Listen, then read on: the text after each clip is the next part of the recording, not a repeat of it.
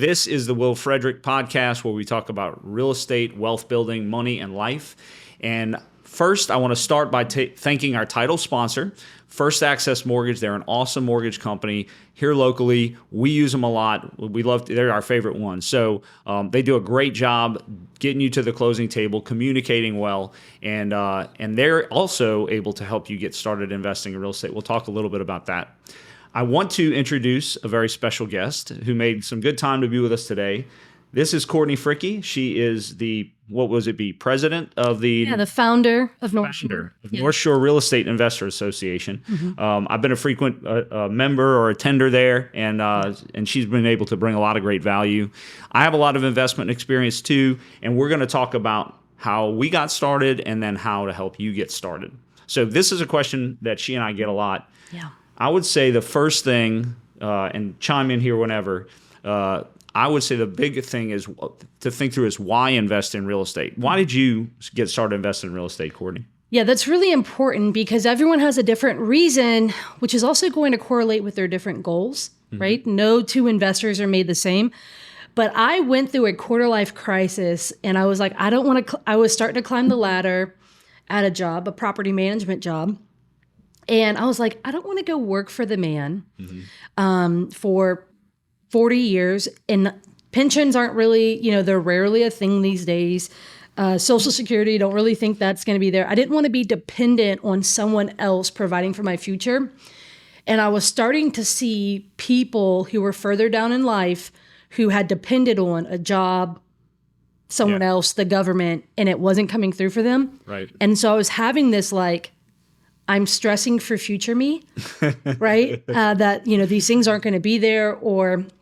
And so for me, I said, hey, I want to start figuring out what I can do. And so is when I was asking those really big questions, I was just wanting security, right? I wanted some security for the future, but I also wanted a level of freedom and peace. I did not want to go where every single day I was going to have to go and, work for the man, right? For 40 plus years. And slave away at the expense of XYZ. You're talking about all those other things that you'll talk about in the show is, life, family, all of those things. I've seen firsthand where family can get sacrificed for that. Yeah, and I didn't want that. No. And so, I wanted some freedom. I wanted, some peace that can be around that security. And so a big part of that, I started looking at people who I felt had that in my life. And a very common theme was they invested in real estate. And so as I studied it more, it started looking like a very clear path. And historically for building wealth, it has been. And an example I like to give to my clients, it's really better than any other investment vehicle that you can invest in because the example, it's a very simple example I give, but let's just say you took a $100,000 house. You bought a $100,000 house. You put 20% down. So you had 20 grand, you put it down. And you put it on a 20-year amortization. So you spread the loan over 20 years. And let's just say it's an okay investment property. It's not really a great one because you don't make any cash flow on it. You get rental. It just breaks even. It covers its own bills. Breaks even. And let's say it just does that for 20 years, okay? And in 20 years, you go to sell it, and it went from a really okay, not so great one to a really bad one because it didn't go up one penny in value. It's still worth the $100,000 you bought it for in 20 years. And so you didn't make any money, so you didn't get any cash flow on it, and it didn't appreciate at all. What you have at that point is you took $20,000 and over 20 years turned it into $100,000. And that's a terrible investment property. That, by the way, is an 8.5% return on investment every year. Which most people... So one of the big reasons that real estate... That's a terrible rental property. Right. Worst one every single thing you're saying is I wouldn't do that, I wouldn't do that, right. I wouldn't do that. Yeah. But here's the thing is you can even do a mediocre deal, and it's because of all of the benefits of real estate that over time... Magic. That it really compounds. So I like to tell people there's 4 ways that real estate builds wealth. Number 1 is equity buildup. That's what most people realize about real estate. They're building equity over time. The second thing is cash flow, which our last example did not have. So cash flow is one of the ways I got, that was my only focus for a long time. Then you also have capital appreciation, which is that asset going up in value, which we didn't have in the last example. And then there's depreciation and other write-offs. So that's another great thing. There's 4 ways, and I call it the magic of real estate investing. So there's actually a 5th one that I like. So I like all those, but leverage. Because in 20 years... Favorite words, Courtney. So I've heard a very similar, but it's ideal. Income, which is that cash flow. Depreciation, which is tax benefits. Okay. Which we haven't really even talked about yet. Right. Then it's equity. So every month, like your tenants are paying down the loan for you. And then the appreciation, so the value of it. The last one's leverage. 20 years, you pay it off. Now you have a property that's worth 100. Most of the time, it's going to be worth more than that in 20 years. Look, if you want to look at your childhood home that you grew up in, go look and see what your parents paid for it back in the day. I did that. I looked at what my parents paid for the house, and I looked at, because I had the chance to buy it not that long ago, and I didn't, and I should have. But it was one of those things that, it's absolutely grown. Now, we don't live in a crazy appreciation market like California, but here's the thing is, now you have that 100,000, you can get loans are tax-free. You could get another, loan on that property, have your tenants pay that loan down for another 20, 30 years, and that money, boom, back in your pocket. Yeah. That's one thing, it is truly magical. I talked to a realtor one time, and she was telling me that she had 28 rental properties, and she put them on 30-year amortizations, and she bought one a year for 30 years. And when the first one got paid off, she took a loan out of it and lived on that loan because it was tax-free money. Yeah. And then the next year when the second one got paid off, she took a loan out on that, and the tenant was filling that bucket back up for the next 30 years. Okay, so that's crazy, because I heard of a similar situation with a woman who had all these rentals she inherited, and every 2 years she would go get a new loan, and that was her salary. Go get a $75,000 loan. Right. That's good money. $37,500 a year that she was in her. A lot of stuff was already provided for. She lived well off of that. Yeah. So it's beautiful. Try doing that with stocks. Yeah, there's no way. So one of the ways, and this is, we want to give y'all some good meaty tips here. So one of the ways, the first thing I did was I read this book. You probably know what I'm going to say, Courtney, is Rich Dad, Poor Dad. Yeah. Robert Kiyosaki wrote an absolutely game-changing book called Rich Dad, Poor Dad, and that's really what got me started. So if you haven't done that, go get a copy of that book, read it, listen to it. You've read that book, I'm sure. Yep. Maybe just once, right? No, probably. So that was actually when I was going through that, quarter life crisis, and I came across someone who was very wealthy. I said, "Hey, can you point me in some direction?" He would leave me books, and that is truly please start reading. You're listening to this, you're watching this, but please. Yeah, learn to read. If you don't know how to read, read. That book has become a mecca. It was written in 1997, and I cannot tell you how many people, the North Shore Real Estate Investor Association, every month we have people who come that are wanting to invest or they're currently invest. Anytime I ask, 75% of the room has read that book. So, which is rare. When you ask about a book. Yeah, seriously. It's like the real estate Bible, as it were, Yeah, but it actually doesn't teach you how to invest it. Funny enough, it just speaks to the mindset. That's very true. That's very true. But mindset, this, mindset is where you really have to start. 90% of the battle is your mindset. If you're not thinking about it correctly, then you're not going to do it. So I cannot tell you how many times I've gone and had lunch with a real estate broker who said, "Hey, I've been selling houses or helping people buy houses or helping investors buy for 20 plus years, and I've been wanting to invest the entire time." And I said, there's something stopping you here, right? Because you know how to do it. You help people do it. And I can tell you from personal experience, I was an investor before I became a realtor. However, I didn't think about investing in the same way most of my real estate career. And once I started to do that, I'm on the front row seat where I'm seeing people transact, buy and sell real estate. I know exactly how to do it. I'm very good at it. Yep. It just took this switch where I had to say, I need to start looking at this as an investment, So absolutely. Gary Keller, the founder of Keller Williams, he's one of my favorite quotes by him is, when you go look to sell a piece of real estate for a client, your first question should be, why should I not buy this house? So very interesting. That's excellent. So what's one of the first steps you can actually take if you want to start investing in real estate? What's one of the first things you can do to get prepared to do that? number one, I always think you need to get around other investors and start educating yourself because you need to understand the lingo. You've even said some words this morning that some people might have been like, what's amortization or what? But you know what I mean? Like some people may say, hey, because they may work in, my significant other is an engineer. They may be, where this is not a part of their world. And so one of those things is get around other people who are already doing what you want to do because, you want to change the conversation you're currently in.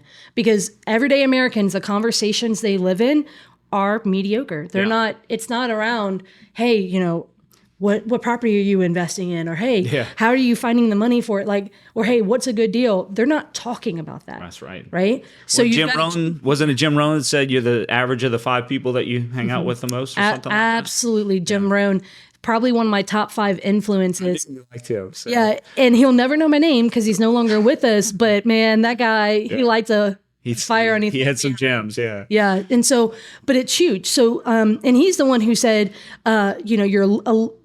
your job, will make you a living, but self-development will make you a fortune. Yeah. And so first thing there is start. And when I first got started, I had a guy tell me this. He said, Courtney, go watch the game, go learn the game before you play the game. Because if you jump right in, you get hurt. It's kind of like if you go lift weights, heavy weights before you, build up till you learn how to do it, you can get hurt. Yeah. And look, you can make good money in real estate. You can make really good money in real estate. But you can also lose money, and you can also lose a lot of money in real estate. Yeah. And so first step, you need to start getting around some other ones, really building out your team, start listening to podcasts like this, watching them, because you're getting around the lingo and you're starting to build out your mindset. Because people say this all the time. Hey, Courtney, I have $100,000 that, my house, we refinanced my house and I pulled out $100,000, or, I got a big bonus at work or inherited this money, whatever. Fill in the blank, just maybe not the lotto. Most of the people, it's not going to be that. But fill in the blank. They're like, okay, where should I start? And I always tell them, don't spend the money. Yeah.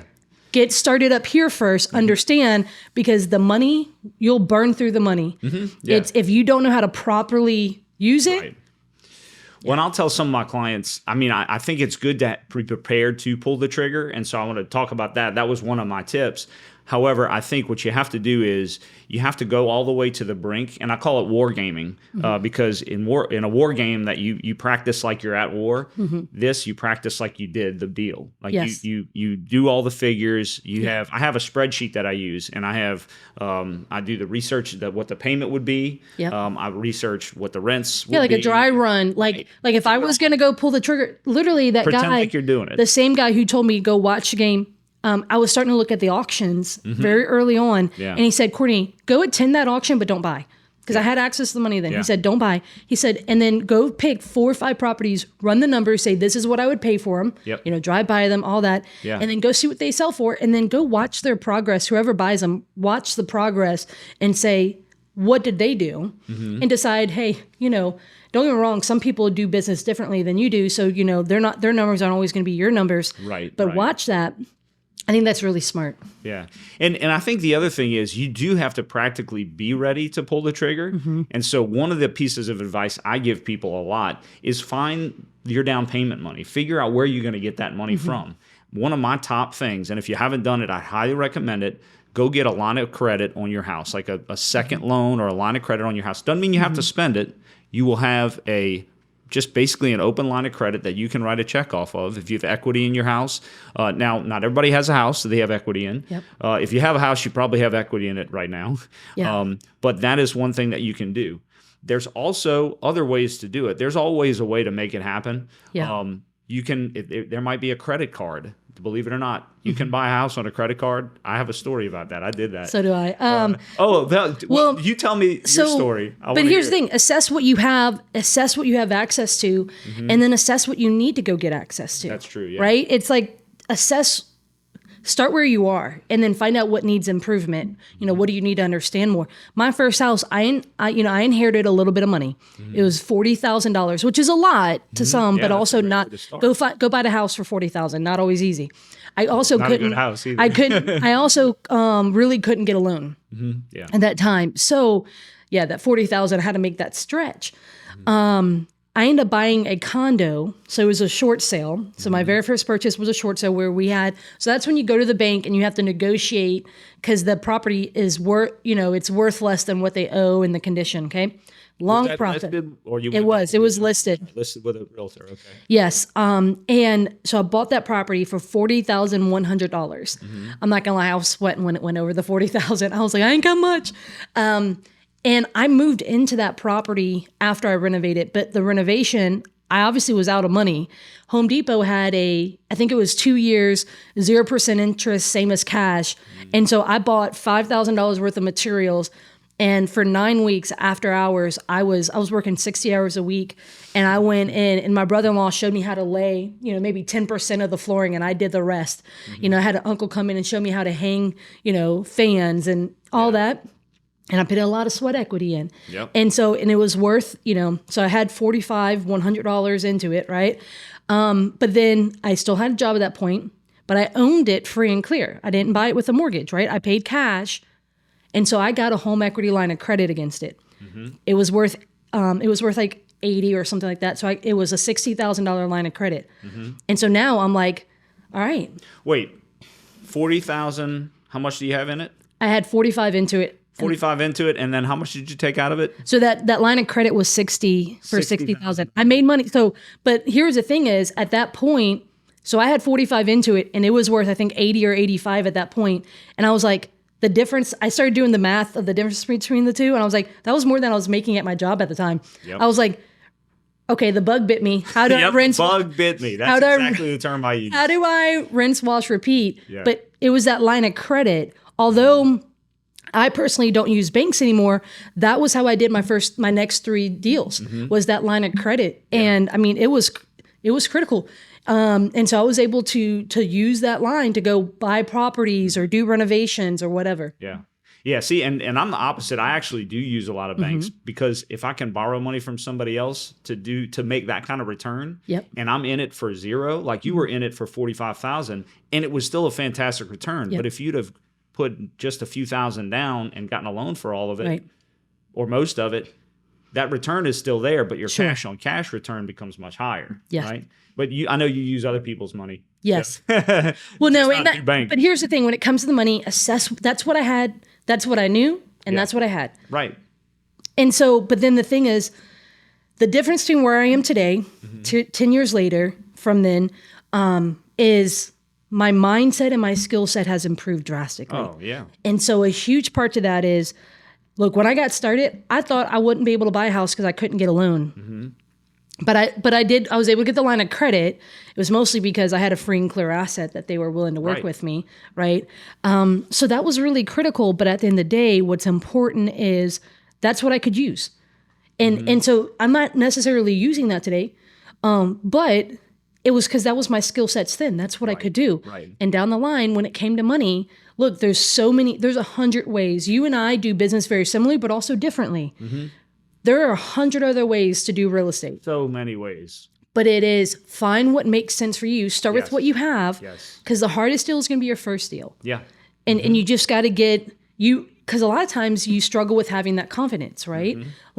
And also for me, it was proof of concept that this actually does work, that I can do it, that it's, Well, and that's where you go back to talking to other people that have done it. You're around the people that are doing it. You're going to be more comfortable with it. You're going to you're going to begin to hear that language and seeking advice. I'm a big fan of wisdom.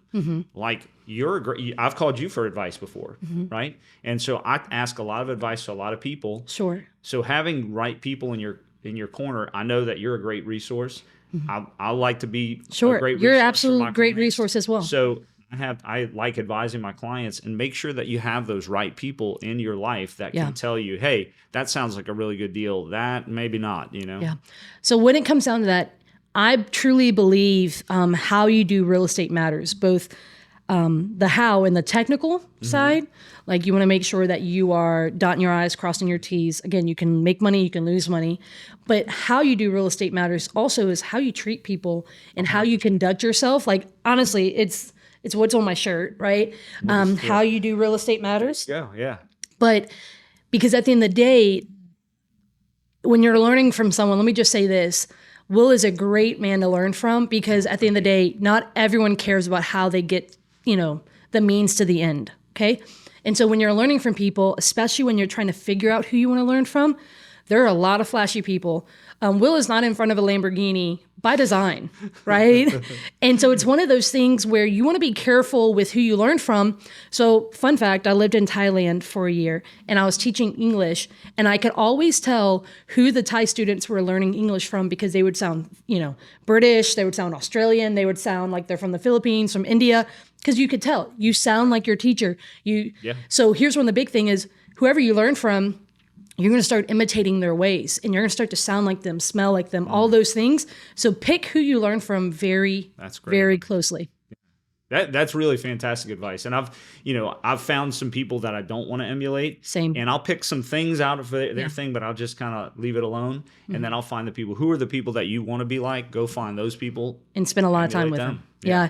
Because at the end of the day, again, when you want to build out your team, there's a level that go educate yourself, but also you need to have some sounding boards, because my first few deals, I had some people who were a little bit further down the road from me investing. And I said, hey, can you give me feedback? I'm about to pull the trigger on this deal. My second deal, I was like, hey, I remember going to them and I said, hey, is this this is why I think this is a good deal. What are your thoughts? And I didn't make them do the work for me. So I presented them with my numbers, what I did already. You look at it, review it. Yeah, don't just go, hey, Will, 123 Main Street. Right. Is that a good deal? Go. Yeah. No, that's not respecting your time and whatnot. Right. I'm showing up as well. But I needed those sounding boards. I needed people to advise me early on. Yeah. And I think, and still. Yeah. And that's a big part. And you talk about building your team. And I would say, you want a great accountant, you want a great realtor, you want a great Noria person, you want a great lender. I have lenders that I'll just, I have a deal under contract right now. I sent out a couple of emails. Hey, what do you think about this? Yeah. And Jenna with First Access Mortgage is one of those. So the good lenders can help you, like First Access, they can help you get where you need to go and advise you on it. Like, hey, what can you afford? What would it be not a good idea? Yeah. So right now, I know I'm getting a lot of questions about this, because right now people are like, oh, it's hard to find a good deal. I know that you've overcome that myth understanding a lot of ways. However, what I would say is, just like in our first example we gave, cash flow may not always be that important right away. You may be able to find something that's you're building equity. You're taking advantage of those other three forms, and the cash flow will come eventually. What do you think about that? And be honest with me. That's just something I've been thinking about. I'm a firm believer that the two greatest assets an investor can have is acquisitions and management. And so acquisitions, it's going to be, finding deals, underwriting a deal if it's a good deal or not, and then to be able to fund it, structure the deal. Like, that's kind of all wrapped into acquisitions. Because everyone's heard this, you make money when you buy. That's right? True. Yeah. It is, if you buy a bad deal, there's ways that over time it can, the pain will lessen. Right. Like we talked, 20 years later, the loan's paid off. Right. I mean, eventually, eventually you can get through some hurdles. So finding deals is the lifeblood of your investments, right? Yeah, absolutely. And there's multiple ways that you can do that. And look, when I got the last 10 years, the market's been doing this, right? Yeah. I have not been through a down market. So fun fact, who I cling myself to is who I respectfully call the gray haired guys who've been doing this for 40, 50 years. Yes. And so because I still haven't had that financial test, right? Right. And so a big part of that is you've got to learn how to find deals. You've got to learn how to underwrite a deal. And really what underwriting a deal means is running those numbers to say, is this a good deal or not? Yeah. And you can't just say, walk in the house, oh, this looks like a good deal. No, you need to be able to definitively say, because of this reason, it's a good deal or it's not a good deal. Well, and in the beginning, you're not going to know, the deals you do now, you could have done the first deal or not done it in your sleep. I'm not sure I would have done the first deal that I did now, but it worked out, and I would just tell people, be careful not to overkill the analysis part, analysis paralysis, and you can just shoot holes in every deal, because there's not going to be a perfect one, really. No. Or they're not going to be a home run. Right. And so with the analogy of baseball, you need to understand Base hits. home runs. Yeah, but you need it. There's going to be those base hits, but home runs, they don't happen all the time. If they're happening every time, you're playing in the wrong game. Yeah, that's true. That's when an adult plays with children that they hit a home run every time, right? Good, yeah. So early on, what helped me pull the trigger? I had a little bit of knowledge, but what I had sounding boards. Yeah. I had people to advise me where literally said, Courtney, this is a good deal. Like I would do, and so what I did, I went to people I respect. I said, hey, here's the numbers. Would you do this deal? Right. And so by having the right people on your team to advise you, people that you trust, that are experienced. Yep. Look, I'm not asking, my old high school teacher who I know doesn't invest in, Right. real estate. Hey, is this a good deal? No, I'm going to the people who have demonstrable like experience where they could, and again, they're the type of people you want to emulate. Well, it's funny because I've had people tell me before, oh, like, you're crazy for doing that. You're crazy for doing that. And I'm like, and it's a little bit intimidating because I like advice. I like affirmation from people. However, then I think about what they've done and what they've accomplished. And I'm like, why would I listen to anything that you say? I'm not listening to that. I'm following the people that I want to get to where they are. Yes. That's because they're going to know. Right. And over time, as your experience builds, you get more comfortable with it. And this dawned on me. I have a funny story about this. I was actually buying an 8-plex, and I went and saw 3 units were available. So I went and saw those 3 units. Not all of them were available, and my due diligence was coming to an end. And this was at the time the biggest purchase I'd ever made, and I was just really, excited about it. And I was trying to decide if I was needed to go see all 8 units. I was just thinking, okay, well, should I make arrangements to do this? I can probably get into them. And then it dawned on me. I was like, am I crazy? Like, I haven't even seen all 8 units, but I'm comfortable with this deal. And I realized that I remember the first deal I did was much smaller dollar, and I couldn't sleep. I was thinking about, I went and saw it like 100 times. I was just but at that point, I knew enough to know about this 8-plex that it was fine. It was a lot more money. Some people would say it was a lot more risk, but it wasn't to me because I'd done it so many times by that point. Yeah. You just get good at, what you need to know. So I've been told that before, Courtney, you're crazy. Like even right now, buying, continuously buying every year, multiple properties. People are like, no, you should not buy this year or should, whatever. I always say it's like, when you walk into a room, so if we turn the lights off in this room, and if I was trying to walk from here to the door, if I didn't know where things were, I'd get hurt. So what has helped me not get hurt in real estate? It is whenever, if we were to turn like a lamp on over here, I would have enough, I could visually see that I could, go around and navigate. That is what understanding, so knowledge and wisdom from understanding real estate deals, as well as people. What if I had someone on the other side of the room telling me, if you were standing over there saying, okay, Courtney, go to the left, go to the right.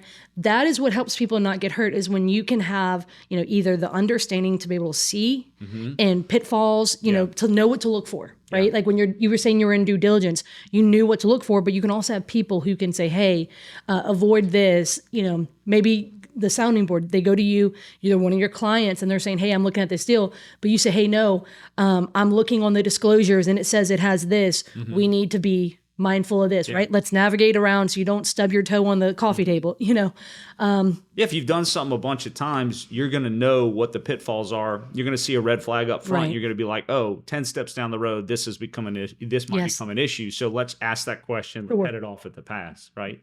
Absolutely. And you won't know that the first time. You're going to make mistakes. Sure.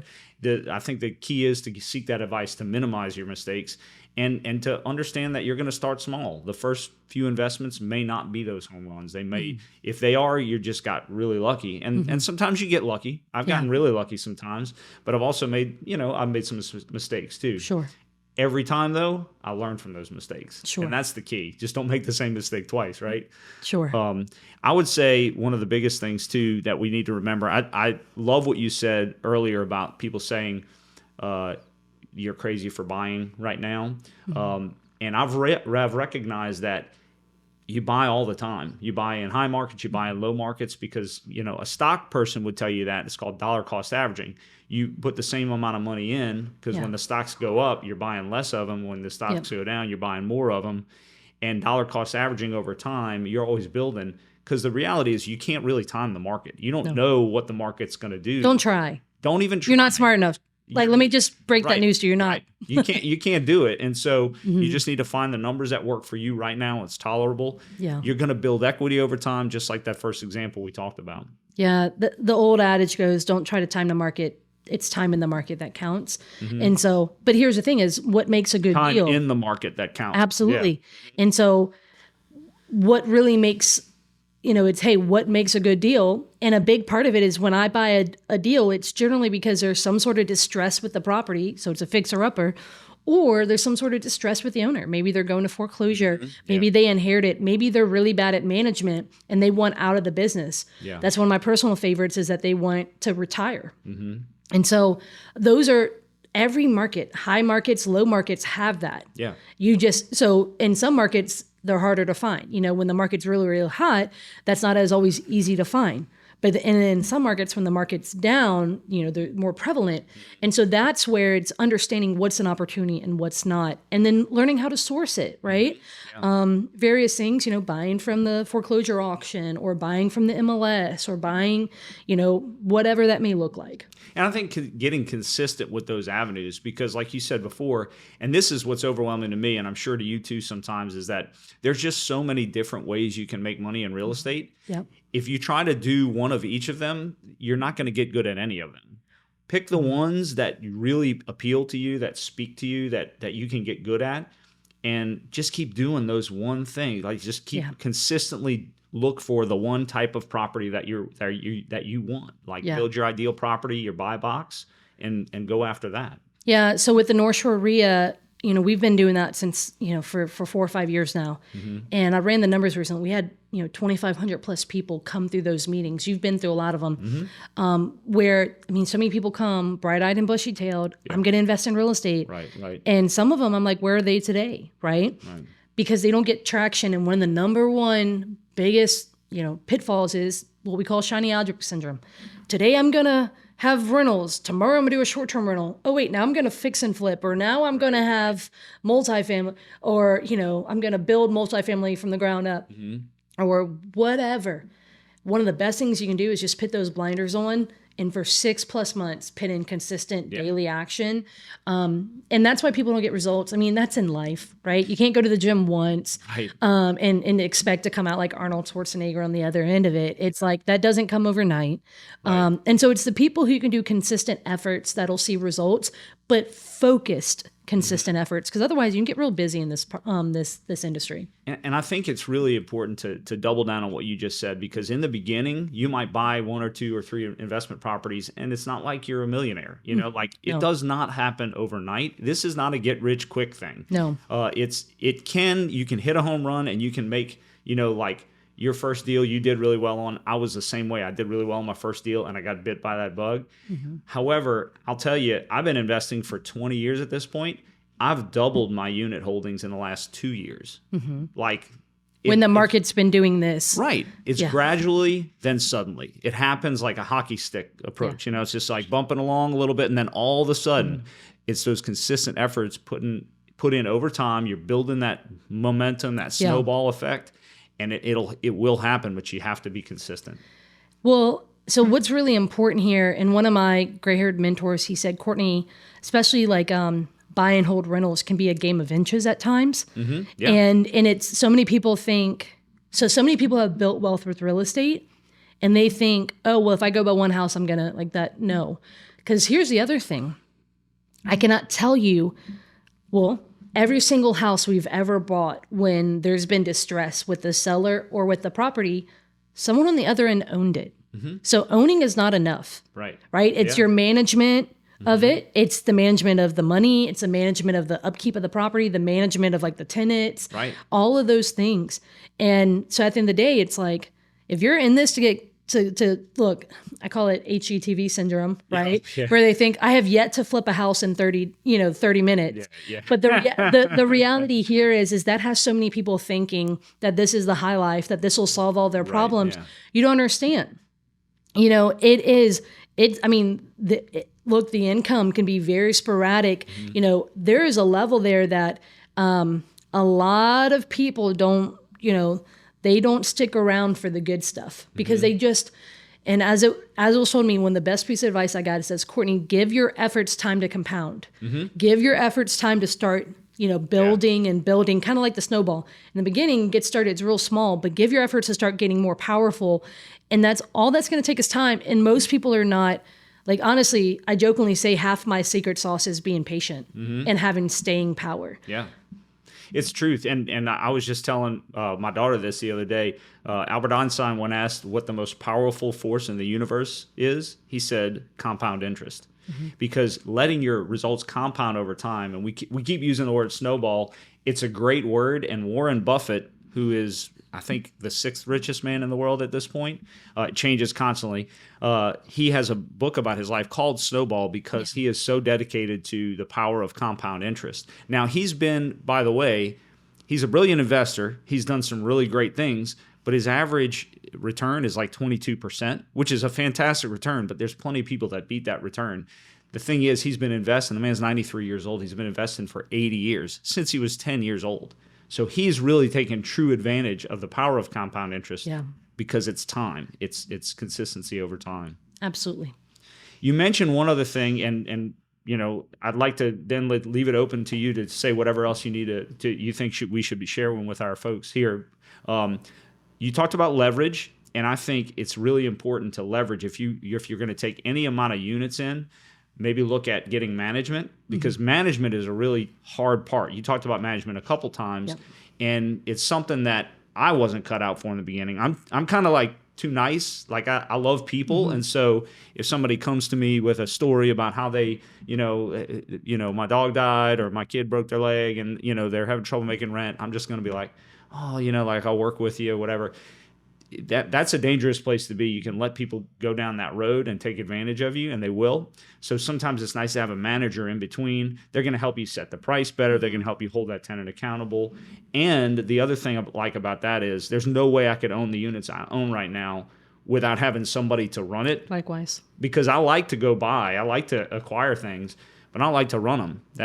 I leave that to Rent Louisiana. Emily, Rent Louisiana, she's my manager, and she can run the heck out of some units. And then you can go buy as many as you want. Yeah. Right? Yeah. So my portfolios are in Louisiana, Mississippi. I employ 4 different property managers because of the regions that, the various regions I buy in. And here's the thing is like, that really does matter, because again, it goes back to the people who I've bought from before. They owned, and it wasn't making them wealthy. So what makes me any different from the person who I'm buying the house from, who's in distress? Right? It's how I set myself up to win. And so that does include having good people on your team who do good business, who are efficient at what they do, because the difference, so look, that eightplex you talked about, the difference between that being a liability, meaning it's draining money, and an asset, meaning it's giving you money. The difference, now there's a lot of technical differences, but one of the biggest ones is the tenants. Yeah. I mean, look, have a single family home. The difference between that house being something that provides, builds wealth for you, and who takes, it's a money pit. It's costing you money every time, is that tenant. And so here it is. That is a skill set. And so many people say, oh, I'm just going to save the money. Yeah.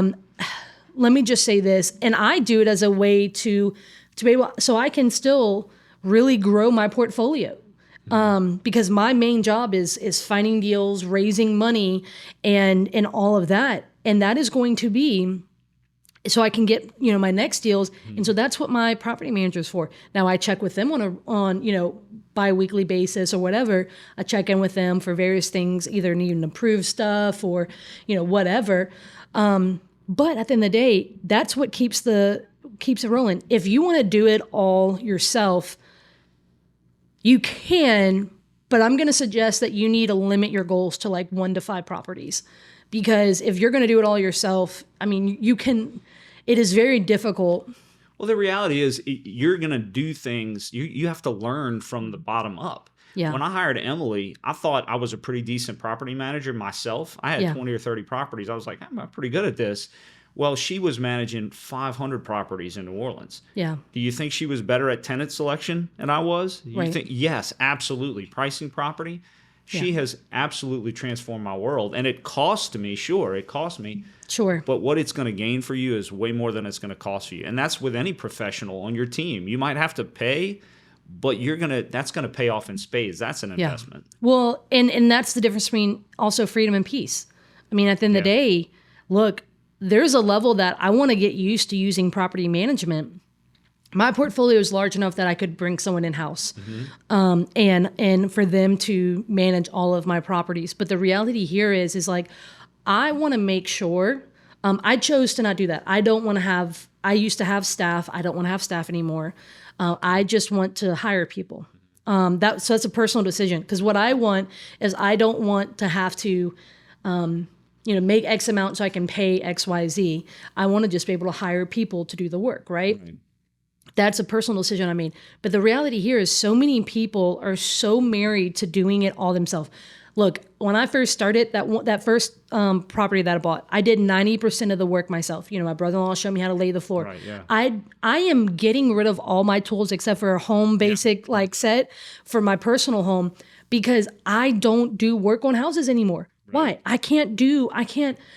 And let me just tell you this, like, the money is not in me fixing the houses. Yeah. No, it's not. And so, in the same thing with pay somebody else to do what their magic superpower is. You can't be good at it all. I'm not a good carpenter. So a really good book on this is Who Not How. That is a good book. And by Benjamin Hardy and Dan Sullivan. I read that book, and as soon as I finished it, I read it again because I needed it. But it's the idea of, I don't need to go. We were laughing. So the podcasting, I've done plenty of these, all that, but I was joking like, I bought the wrong equipment twice. Why? Because I'm not good with technology, right? And so we have great people who they're the who. I don't need to know the how.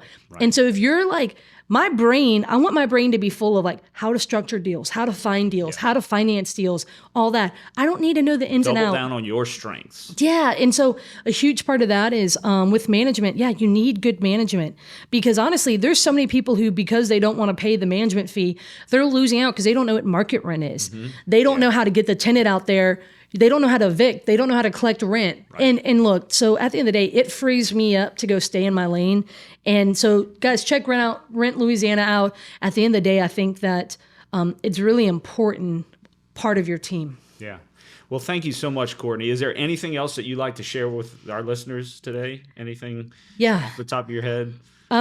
Look, this is a lot of good ground. I mean, absolutely. Look, this is a long-term play. Yeah. So that's think, good advice. Think long term. So when you get into, especially with rentals and stuff like that, don't think, how can I make $1 million today? It's how can I build wealth over time? So that's something that's really important. Too many people think so short-sighted. So they're short-sighted in their relationships. They're short-sighted in their funding. So they get short-term funding that can hurt them sometimes with stuff. So think long term. And then know that it's going to take a little while, that snowball. It starts off small, but give your efforts, truly give them time to compound. But if you consistently put in the work, the right work in the right direction, the results are going to come. And so if you want to get started investing in real estate, look, the first best day was before. I wish I started a long time ago. We both did. Yeah. But the second best time to start is yesterday, right? And so from yesterday is today, right? So get around other investors. You want to get good people in your team. Listen to podcasts like this so that you can really start to improve yourself. But then you've got to take action, right? Yeah. And it might say picking up the phone call and calling Will and say, "Hey, Will, I've been wanting to do this. I've been on the sideline for so long. What do I do next?" Right? I'm happy to help in any way as well. But the reality here is you've got to say, "Hey, where do I want to go? And then how can I start taking action?" Another quote by Jim Rohn to end this out is that at the end of the day, success is nothing but a few simple disciplines that are practiced every single day together. Yeah. And so at the end of the day, it's, you want to own some properties? Go start looking at properties, start learning how to, run the numbers, how to start making offers, and then how to, get the funding for it and going from there. It's those simple disciplines. Literally, that's what's in my wall in my office. It's how many, people I need to talk to. So like sellers, maybe real estate agents, people like that. Houses I need to go walk. properties I need to run the numbers, so to underwrite. And then the fourth one is that I need to make an offer on. The last one is networking. Who do I need to go meet? Yeah. And those are the 5 things I just routinely build into my schedule. But look, Will, thank you so much. Look, your family is deep in this real estate game. We love it. I love you guys and respect you guys. And it was an honor to come on today. Look, I'm excited for the impact you're going to have with this podcast and with the people who listen. It's going to be really great. And Courtney, I really appreciate your time and your wisdom here and sharing with our listeners. I have a passion, and as I know you do, is helping people build wealth at real estate. So that's what the purpose of this show is, and we're really going to go for it with this. We want to help you get started. I would highly recommend taking some of the action steps we talked about today. Come talk to me. Come talk to First Access Mortgage. Go get pre-qualified to buy something. Go find out about a home equity line of credit on your house. Yeah. These are great ways, practical ways to prepare yourself to get started. And so I do want to thank First Access again. First Access Mortgage is our title sponsor, and they've generously, they really have invested heavily in helping people invest in real estate. And so that's what we want to do. And thank you for tuning in today to the Will Frederick podcast, where we talk about real estate, wealth building, money, and life.